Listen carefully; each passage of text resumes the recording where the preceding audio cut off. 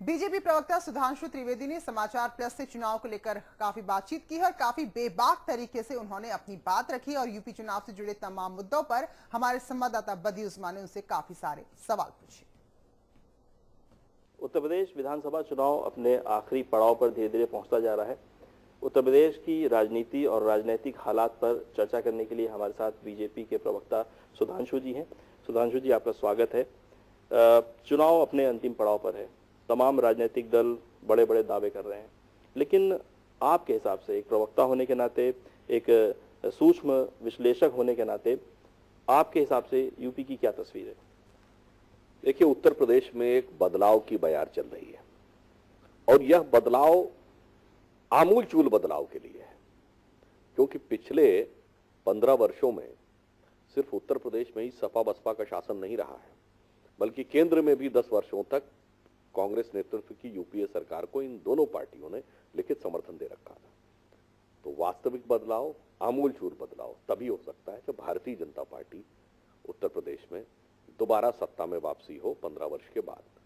और मुझे ऐसा लग रहा है कि स्थितियां उसी तरफ बढ़ रही हैं और हर दल का कॉन्फिडेंस, आत्मविश्वास कैसा है, इसका तो आगाज उसी दिन समझ में आ गया था जिस दिन काम बोलता है का दम ठोकने वाले अखिलेश यादव जी ने उन राहुल गांधी जी का सहारा लिया था जो पहले शीला दीक्षित जी से लेकर अपनी बहन प्रियंका जी तक का सहारा पहले ही ढूंढ चुके थे, और मायावती जी ने जिस दिन मुख्तार अंसारी का सहारा लिया था, उस दिन स्पष्ट हो गया था कि उत्तर प्रदेश में कौन दल किस आत्मविश्वास के साथ उतर रहा है और जनता का समर्थन किस तरफ दिख रहा है। विकास, परिवर्तन, इसके बीच में एक चर्चा उठी है गधों पर, उस पर आप क्या कहना चाहते हैं? देखिए, हम सिर्फ ये कहेंगे कि जब हम एक दूसरे पे आक्षेप लगाने का प्रयास करते हैं तो तथ्य और स्तर दोनों का ध्यान रखना चाहिए। तथ्य ये है कि जिनको अखिलेश यादव जी ने गधा कहा था, उन्हें गुजरात में घुड़कर कहा जाता है। उन्होंने इशारों में कहा, आजम खान ने पूरे तरीके से कहा। नहीं, आजम खान जी तो इस सरकार के वरिष्ठतम मंत्रियों में से तो एक है ही हैं। उन्हें क्या कहा जाए कि इस ढंग के अजीबोगरीब बयान बरसों बरस से देने के लिए उन्हें विख्यात कहा जाए या कुख्यात कहा जाए, ये नहीं कहा जा सकता। वो तो क्या क्या नहीं बोल चुके हैं। वो तो बताइए, बलात्कार के विषय के ऊपर राजनीतिक बयान देने के बाद उनको कोर्ट के आदेश पर बगैर शर्त माफी तक मांगनी पड़ी।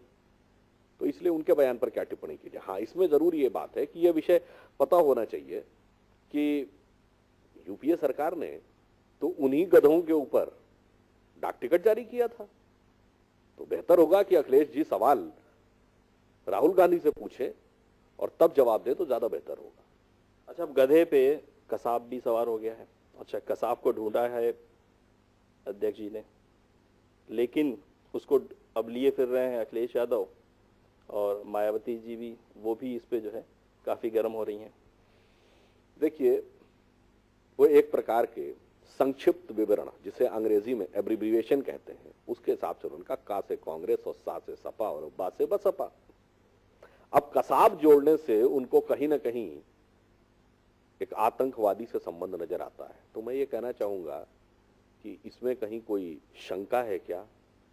यदि कांग्रेस के वरिष्ठ नेता मणिशंकर अय्यर और सलमान खुर्शीद जाकर पाकिस्तान में भारत सरकार की आलोचना कर सकते हैं, शशि थरूर से लेकर दिग्विजय सिंह जी प्रत्यक्ष रूप से आतंकवाद के आरोपियों की प्रशंसा कर सकते हैं, यदि श्रीमती सोनिया गांधी की आंखों में बटाला हाउस के आरोपियों के लिए आंखों में आंसू आ सकते हैं, और पूरे देश ने देखा कि हाफिज सईद ने कांग्रेस पार्टी का नाम लेकर प्रशंसा कर दी, समाजवादी पार्टी को देखिए, तो उत्तर प्रदेश के आजमगढ़ के संजरपुर में आतंकवाद के आरोपियों के घर जाकर लाइन लगा के आंसू बहाना।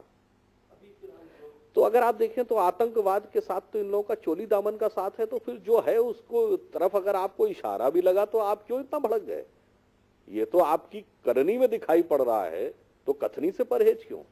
सुधांशु जी, जब इलेक्शन शुरू हुए थे तब सब विकास की बात कर रहे थे। अब इस बीच जब इलेक्शन धीरे धीरे अपने चरम पर पहुंच रहा है, गधा भी आ गया, घोड़े भी आ गए, कसाब भी आ गया, कब्रिस्तान भी आ गया।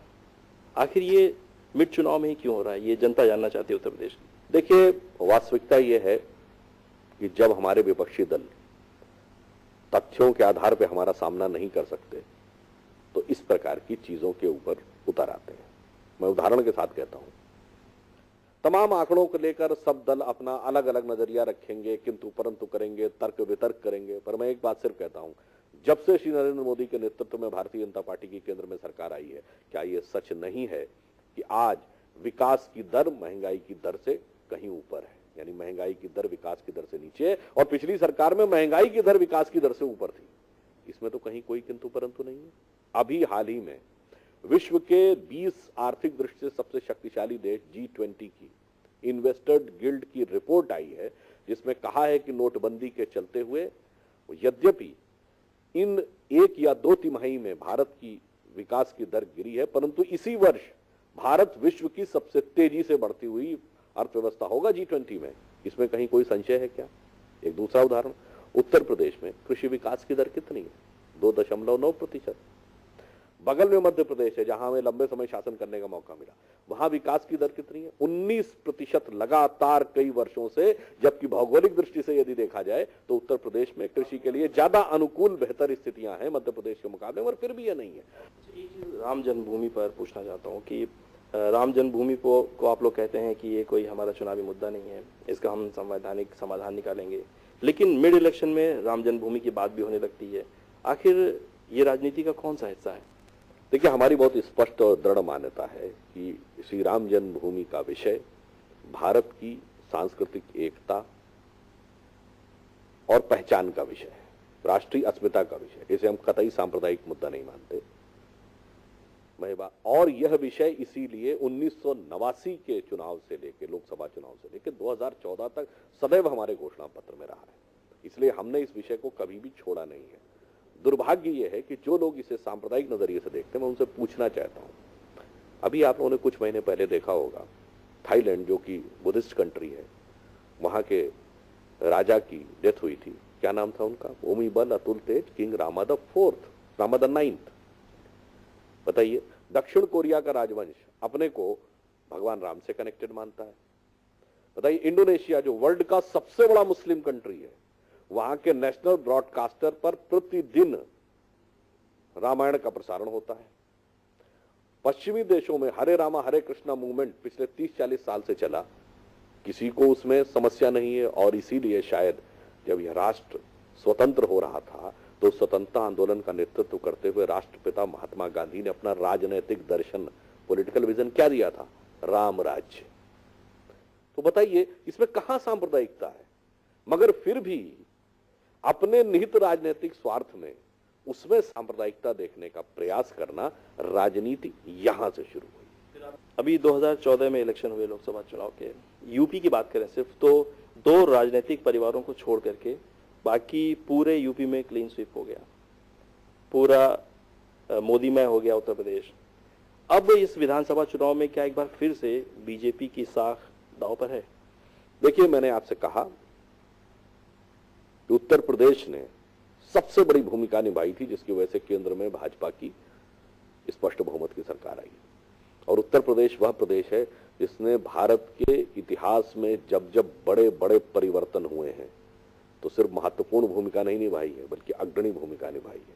तो इस समय जब केंद्र में मोदी जी के नेतृत्व में 21वीं सदी के महान भारत के निर्माण का कार्य तेजी के साथ चल रहा है, तो कैसे संभव है कि उत्तर प्रदेश के साथ ना रहे? मेरा मानना है कि उत्तर प्रदेश साथ रहेगा, पुरजोर तरीके से रहेगा और आगे रहेगा। मिशन उत्तर प्रदेश, इसको हासिल करने में जो सबसे बड़ी दीवार है आपके मुताबिक, वो कौन है? राहुल, माया या अखिलेश? सवाल ये है ही नहीं कि किसकी टक्कर हमसे है, हकीकत यह है कि आज सबकी टक्कर हमसे है। आज देखिए, एक विचित्र स्थिति देखिए, उत्तर प्रदेश की वर्तमान विधानसभा में न हम सत्ताधारी दल हैं न विपक्षी दल है, फिर भी सबके निशाने पे हम हैं। और जो सत्ताधारी दल है वो एक अप्रासंगिक दल यानी कांग्रेस के साथ गठबंधन कर रहा है। किसके डर से? हमारे डर से। इसका सिर्फ एक अर्थ निकालिए कि अब उत्तर प्रदेश की राजनीति में युगांतर स्थापित हो चुका है। There is a paradigm shift in UP politics. एक जमाना हुआ करता था जैसे कांग्रेस बनाम शेष की राजनीति होती थी, वैसे ही आज भाजपा बनाम शेष की राजनीति है। आप हैं सुधांशु जी जिन्होंने बड़ी बेबाकी से उत्तर प्रदेश की राजनीति पर अपना नजरिया पेश किया। इसी के साथ धर्मेंद्र के साथ मैं बदिउज़्ज़मा अब लेता हूं इजाजत। देश दुनिया की बाकी खबरों के लिए देखते रहिए समाचार प्लस।